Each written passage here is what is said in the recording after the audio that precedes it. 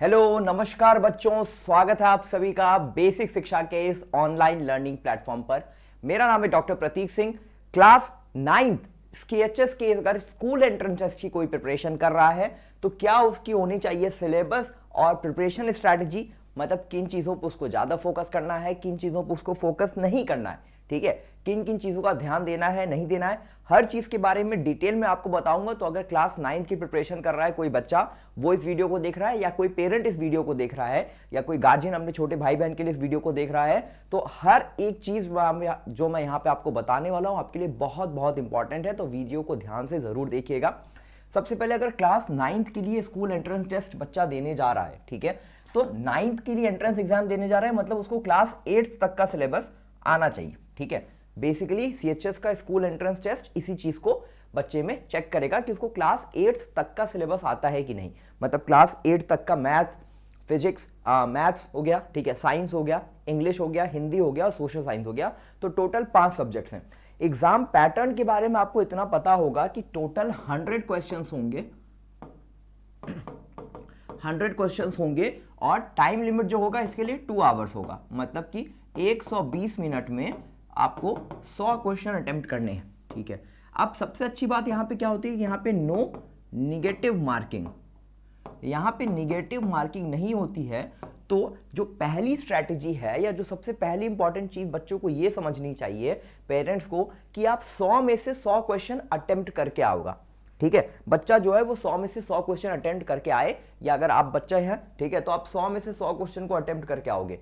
इससे फायदा क्या होगा कि आपको निगेटिव तो मिलना नहीं है, ठीक है, एक क्वेश्चन के लिए आपको 1 मार्क्स मिलेगा, ठीक है, टोटल 100 मार्क्स का पेपर है, ठीक है। तो अगर मान लो 10 क्वेश्चन आपको नहीं आते थे, या मान लो चलो 80 क्वेश्चन आपको आते थे, 20 क्वेश्चन आपको नहीं आते थे, 20 क्वेश्चन में आपने तुक्का लगा दिया, अगर 20 में से 5 क्वेश्चन भी सही होते हैं तो आपके टोटल मार्क्स तो 85 हो जाएंगे, मतलब मार्क्स तो बढ़ेंगे ही बढ़ेंगे। तो आपको हर एक क्वेश्चन पे रिस्क लेना ही लेना है। अब किस तरह से आपको एक परफेक्ट तुक्का लगाना होता है, या जिसको हम बोलते हैं कैलकुलेटेड गेस कैसे करना होता है, उसको मैं वीडियो के एंड में आपको बताऊंगा। कि अगर 4 ऑप्शन दिए हुए हैं, A B C D 4 option दिए हुए हैं, तो इन चारों ऑप्शंस में से कौन सा परफेक्ट आंसर हो सकता है, उसके लिए कैलकुलेटेड रिस्क कैसे लिया जाता है, कि तुक्का कैसे लगाया जाता है, ठीक है। तुक्का ऐसा नहीं होता है कि जय माता दी किया 1 2 3 4 में से अक्कड़ बक्कड़ बम्बे वो करके तुक्का मार दिया, ऐसा नहीं होता है, ठीक है। कुछ चीजें होती हैं जिनको आपको समझना होगा, उसके बारे में आपको बताऊंगा कि उसके बारे में आप कैसे डील कर सकते हो, ठीक है। तो ये हो गया पेपर पैटर्न के बारे में। अब बात कर लेते हैं बेटा सिलेबस के बारे में, ठीक है। तो देखो सिलेबस जो है टोटल 5 सब्जेक्ट्स है आपके, हिंदी, इंग्लिश, मैथमेटिक्स या मैथ्स, साइंस और सोशल साइंस, ठीक है। अब देखो टोटल कितने क्वेश्चन आएंगे, हिंदी से 20 क्वेश्चन आते हैं, इंग्लिश से भी 20 क्वेश्चन, मैथ्स के लिए भी 20 क्वेश्चन, साइंस के 20 क्वेश्चन और सोशल साइंस के भी 20 क्वेश्चन, ठीक है। तो टोटल हो गए 5 सब्जेक्ट के टोटल 100 क्वेश्चन हो गए। ये हो गया सिलेबस का डिस्ट्रीब्यूशन।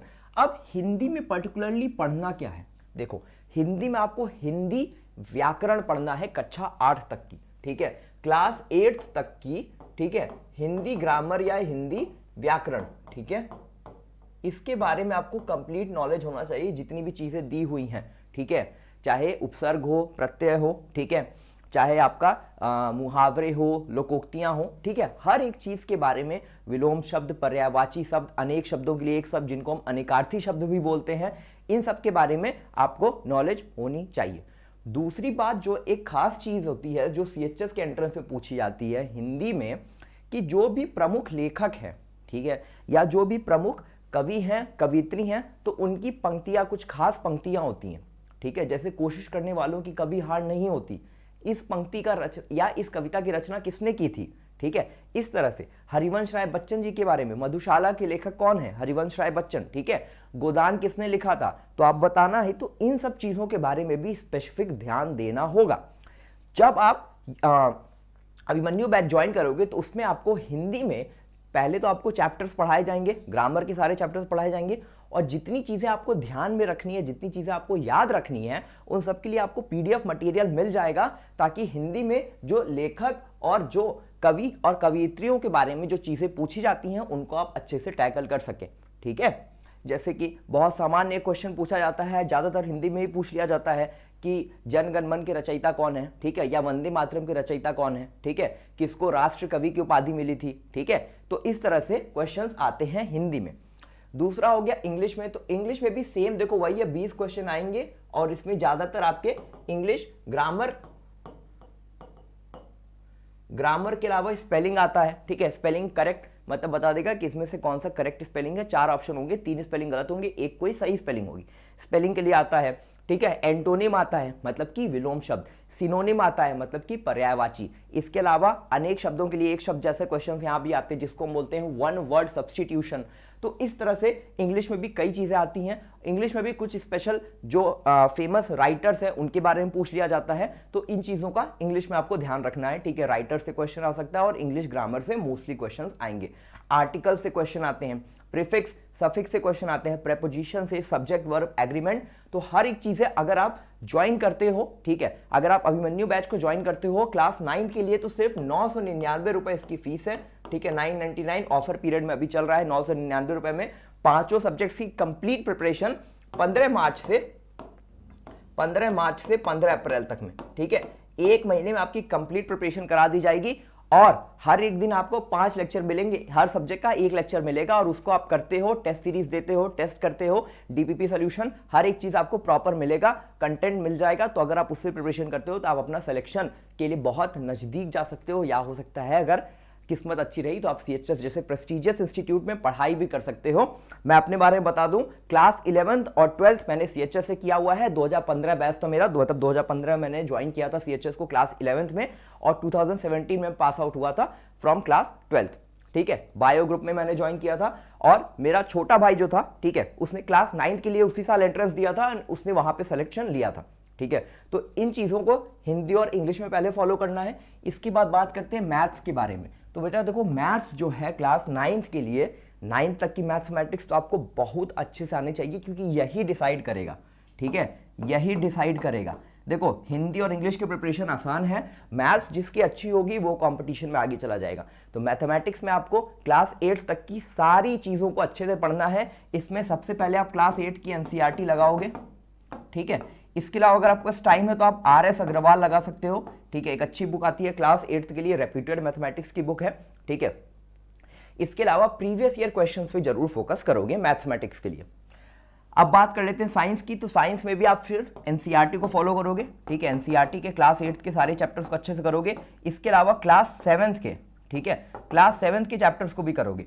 इसके अलावा देखो क्या होता है ना कि साइंस में ना कुछ जनरल चीज भी पूछी जाती हैं, ठीक है। यूनिट पूछ लिया जाता है कि इसका यूनिट क्या होता है, जैसे कि पावर का यूनिट क्या होता है तो बताओगे वॉट होता है, ठीक है।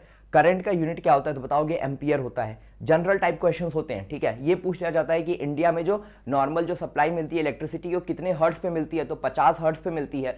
इस तरह के क्वेश्चंस आते हैं, जनरल क्वेश्चंस आते हैं। पास्कल्स लॉ क्या होता है, पास्कल्स का नियम क्या होता है, ठीक है। आर्किमिडीज का प्रिंसिपल क्या है, ठीक है। तो बेसिक चीजें आती हैं क्लास 8 तक की, मोशन के बारे में, फोर्स के बारे में थोड़ी थोड़ी चीजें आपको पता है, तो आप इन चीजों को अच्छे से कर ले जाओगे, ठीक है। सोशल साइंस में देखो, सोशल साइंस में बेसिकली हिस्ट्री और ज्योग्राफी से क्वेश्चंस रहते हैं। हिस्ट्री में बेटा किससे, इंडियन हिस्ट्री से, और इंडियन हिस्ट्री में भी मॉडर्न हिस्ट्री से, ठीक है। मॉडर्न हिस्ट्री से ज्यादातर क्वेश्चंस आते हैं। मॉडर्न हिस्ट्री मतलब कि इंडिया का जो फ्रीडम स्ट्रगल है, जो स्वतंत्रता के लिए जो लड़ाई हुई थी, उससे रिलेटेड ज्यादा क्वेश्चंस आते हैं हिस्ट्री में। और ज्योग्राफी में अभी भारत में, ठीक है, प्रमुख नदियों के बारे में आपको जानना होगा, जैसे भारत की सबसे लंबी नदी कौन सी है, ठीक है, या सबसे पवित्र नदी कौन सी है, तो उसमें गंगा हो जाएगा। सबसे लंबी नदी में ब्रह्मपुत्र हो जाएगा। तो इन चीजों के बारे में सोशल साइंस में आपको पढ़ना है। एक चीज और याद रखना कि इन्हीं 20 क्वेश्चंस में, सोशल साइंस के इन्हीं 20 क्वेश्चंस में बेटा 3 से 4 क्वेश्चन जनरल नॉलेज या जीके के भी आते हैं, ठीक है। जनरल नॉलेज या जीके के भी आते हैं, ये करंट अफेयर्स के भी हो सकते हैं, जैसे कि अभी भारत के उपराष्ट्रपति कौन है, ठीक है, या भारत के राष्ट्रपति कौन है, ठीक है। तो इस तरह के क्वेश्चंस, जीके के क्वेश्चंस जो हैं वो सोशल साइंस में ही आते हैं। या भारत के रक्षा मंत्री का क्या नाम है, तो इस तरह के क्वेश्चंस सोशल साइंस में इंक्लूडेड होंगे। तो सिर्फ इतना ही नहीं पढ़ना है, बल्कि आपको कुछ करंट अफेयर्स भी पढ़ना होगा, ठीक है। तो ये हो गई पूरी की पूरी सिलेबस की बात। अब बात कर लेते हैं क्लास 9 के लिए आपकी स्ट्रैटेजी क्या होनी चाहिए। अगर आप प्रिपरेशन कर रहे हो तो क्या स्ट्रैटेजी होनी चाहिए? सबसे पहले आपके पास CHS का, ठीक है, प्रीवियस ईयर क्वेश्चन, ठीक है, देखो 2019 में आखिरी बार एग्जाम हुआ था CHS का, ठीक है। तो बेसिकली क्या करो कि 2010 से लेके 2019 तक के सारे क्वेश्चंस आप लगा लो। जो क्वेश्चंस आपको आते हैं, ठीक है, वो अच्छी बात है। जो नहीं आते हैं, जैसे हिंदी में किसी कवि का नाम दिया हुआ है, उनकी रचना पूछा है, इस तरह के क्वेश्चंस हैं जो फैक्ट बेस्ड क्वेश्चंस हैं, ठीक है, जो फैक्चुअल हैं, जिनको आपको रटना है, उनको आप अलग से लिख के याद कर लीजिए। सबसे पहली स्ट्रेटेजी यही है कि प्रीवियस ईयर क्वेश्चंस लगाइए। वहां देखिए कि मैथ्स में किस तरह के क्वेश्चंस आए थे, ठीक है, साइंस में किस तरह के क्वेश्चन आए, सोशल साइंस से किस तरह के क्वेश्चन आए। सबसे इंपॉर्टेंट बात यह होती है CHS के प्रीवियस ईयर क्वेश्चंस में कि रिपीटिशन रेट होता है। रिपीटिशन रेट जो है वो हाई होता है, मतलब जो क्वेश्चंस पहले पूछे गए हैं या पूछे जाते रहे हैं उनके आने के चांसेस होते हैं। तो पिछले साल के जितने भी पेपर हैं वो आप अच्छे से लगाएंगे, ठीक। एकलव्य बैच में भी, सॉरी, अभिमन्यु बैच में भी, जिसमें हम क्लास 9th की CHS की और 11th की प्रिपरेशन करा रहे हैं, उसमें भी सबसे ज्यादा फोकस हम प्रीवियस ईयर क्वेश्चंस पे करेंगे। 2015 से लेके 2019 तक के क्वेश्चंस, ठीक है, 2015 से 2019 तक का पेपर हम आपको डायरेक्टली देंगे खुद से सॉल्व करने के लिए। और 2007 से लेके 2014 तक के क्वेश्चंस, सॉरी 2007 से लेके 2014 तक के क्वेश्चंस को, इनको हम आपको टेस्ट सीरीज में डाल देंगे, ठीक है। इनको हम आपको क्लास में करवाएंगे और ये क्वेश्चंस हम आपको सॉल्व करने के लिए देंगे। इसका सोल्यूशन हम आपको YouTube पे देंगे फ्री में सारे बच्चों के लिए, ठीक है, चाहे आप कोर्स में एनरोल्ड हो या ना हो। तो 15 से 19 तक के क्वेश्चंस जो हैं ये हम YouTube में आपको फ्री में सॉल्व करवाएंगे और ऐप में हम आपको देंगे टेस्ट सीरीज के फॉर्म में।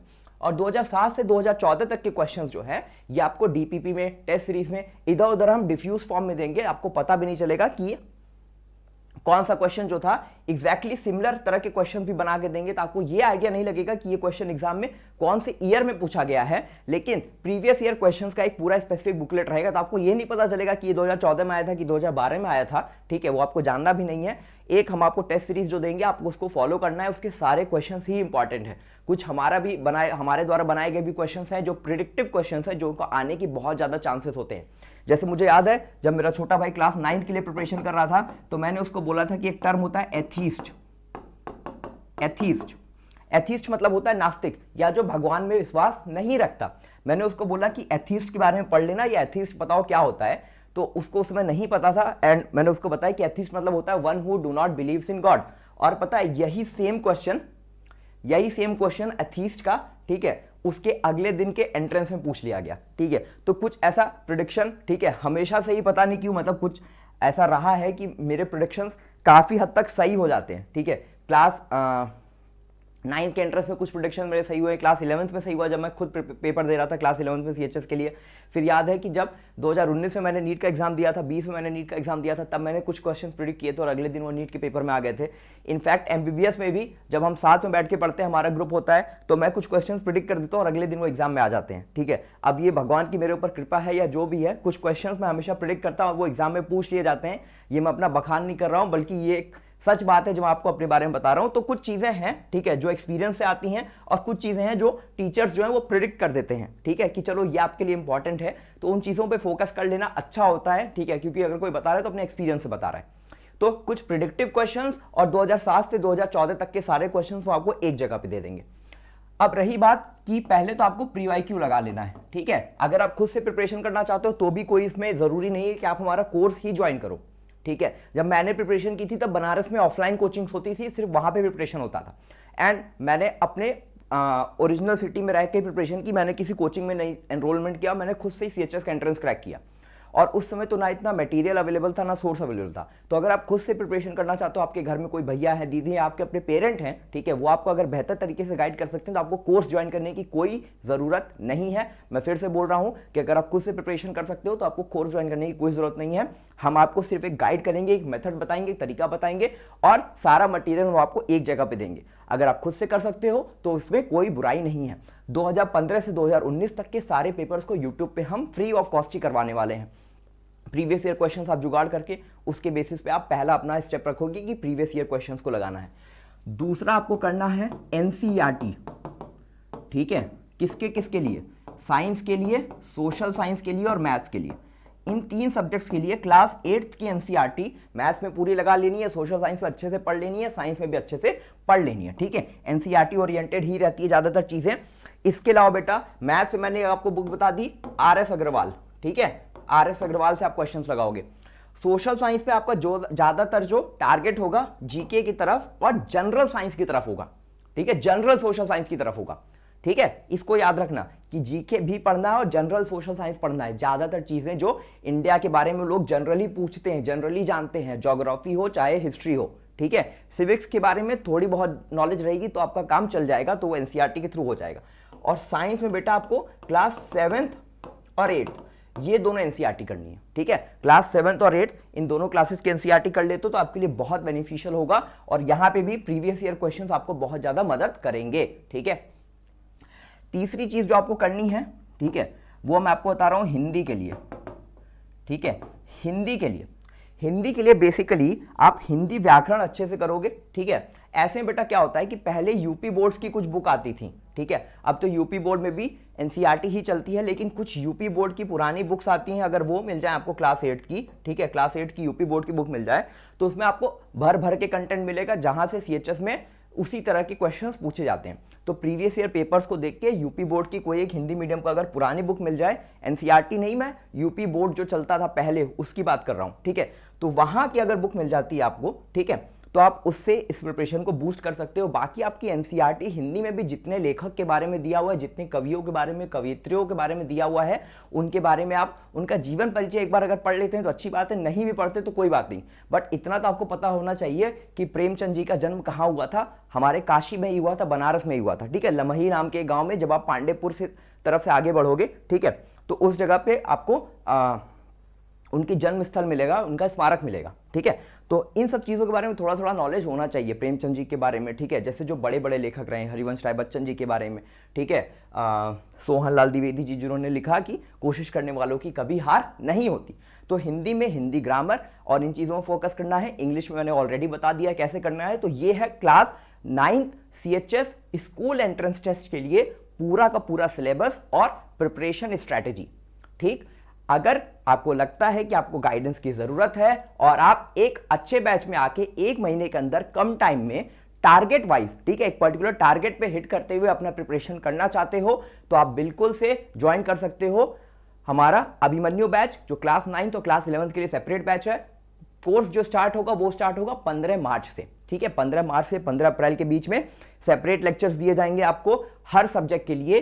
टीचर्स अलग होंगे, स्पेसिफिक होंगे, ऐसा नहीं होगा कि हम किसी को भी उठा के पढ़वा देंगे, ठीक है। मैं बेसिकली इंग्लिश का पोर्शन और जो आपका साइंस का पोर्शन होगा उससे डील करूंगा। बाकी हमारे यहाँ आशुतोष सर है, आप उनके बारे में जानते हैं, वो खुद सीएचएस एलुमनाई है, स्कूल में मेरे सीनियर्स रहे हैं, ठीक है, स्कूल में मेरे सीनियर थे, तो वो आपको कुछ सब्जेक्ट्स डील करेंगे। तो इस तरह से आपका एक कॉम्प्रिहेंसिव सिलेबस डिजाइन किया गया है, पर्टिकुलरली फोकस किया गया है class 9th school entrance test के लिए। बाकी सीएचएस में पढ़ने का जो सबसे बड़ा एडवांटेज मुझे फील होता है कि सीएचएस की एलुमनाई नेटवर्क इतना बड़ा है, ठीक है। सीएचएस स्टैब्लिश हुआ था 1898 में, ठीक है, बीएचयू से भी पहले। बीएचयू की स्थापना 2011 में हुई थी और स्टार्ट हुआ था 2016 में, ठीक है। सीएचएस स्टार्ट हुआ था 1898 में, बीएचयू से भी पुराना है सेंट्रल हिंदू स्कूल, ठीक है। सीएचएस का एलुमनाई नेटवर्क इतना बड़ा है, ठीक है। मैं जिस कॉलेज में अभी एमबीबीएस कर रहा हूं पर्टिकुलरली, वहां पे मेरे प्रोफेसर खुद सीएचएस से पढ़े हुए हैं। तो अगर आपको अपने स्कूल से पढ़े हुए लोग मिलते हैं आगे चल के, तो एक जो कनेक्ट होता है ना, वो एक बहुत बड़ा वैल्यू ऐड करता है, ठीक है। आपके अपना जो पर्सनल एक कनेक्ट हो जाता है, एक पर्सनल टच हो जाता है, ठीक है, एक रिलेशनशिप आपका अपने सीनियर के साथ जो डेवलप होता है वो आपको अलग फील दिलाता है और आपको लाइफ में मोटिवेट करता है अच्छा करने के लिए। तो ये एक सबसे बड़ा एडवांटेज है सीएचएस में पढ़ने का, जो मेरा मानना है। बाकी आप अपनी प्रिपरेशन को हमारे साथ कर सकते हो या हमारे बिना भी कर सकते हो, आपको जैसा आइडियल लगे आप उस हिसाब से अपनी प्रिपरेशन करिए क्लास 9 के लिए। और मेरी दिल से कामना है कि आप सीएचएस के एंट्रेंस जरूर दें, ठीक है, एक बार ये चेक करने के लिए कि आप कहां पे स्टैंड करते हो। कंपटीशन स्पिरिट जो है वो सीएचएस में एग्जाम देने से सबसे पहले स्कूल लेवल पे आपको सबसे टफेस्ट कंपटीशन मिलेगा, ठीक है। क्लास 9 से क्लास 11 से आपको कंपटीशन का एक माहौल मिलेगा, आपको पता चलेगा कि आप कहां पे स्टैंड आउट कर रहे हो। तो ये चीज को सिर्फ चेक करने के लिए आप एक बार फॉर्म भरिए, प्रिपरेशन करिए, एग्जाम दीजिए और देखिए कि आप कहां पे स्टैंड आउट कर रहे हो। और आज से 3 साल बाद, 4 साल बाद या 2 साल बाद आप जब क्लास 12 के बाद प्रिपरेशन करेंगे या किसी कॉम्पिटेटिव एग्जाम को क्रैक करने के लिए सोचेंगे, तब आप कहां पे स्टैंड आउट हो रहे हैं। तो ये एक सबसे बड़ा एडवांटेज है, स्कूल लेवल पे आपको एक अच्छा एक्सपोजर मिलेगा। पढ़ाई करते रहिए, ऑल द वेरी बेस्ट।